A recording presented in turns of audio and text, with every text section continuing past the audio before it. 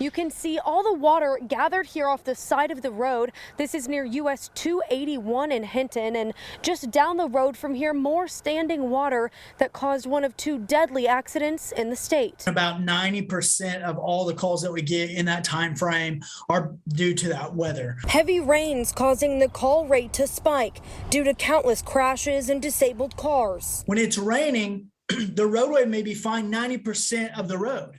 So you may be driving, hey, it's fine. I can drive 70 miles an hour on the roadway or 65 or 60 on the roadway. Oklahoma Highway Patrol warning about standing water that may seem shallow but can do significant damage. If there's water there, it could be rushing. And water is deceitfully strong. You hit that water faster than that water can displace or move out of the way, and it actually separates your car from the pavement. It picks the car up, and that's how you hydroplane. Two fatal accidents in the state today, both related to weather, and both single car crashes. On a state highway, just driving too fast.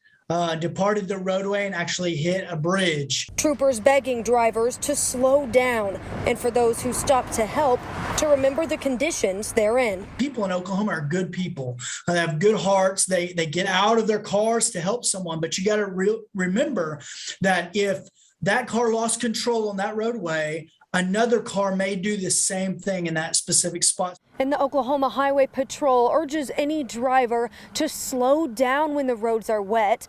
Always turn around and don't drive through water, even if you think it may be shallow.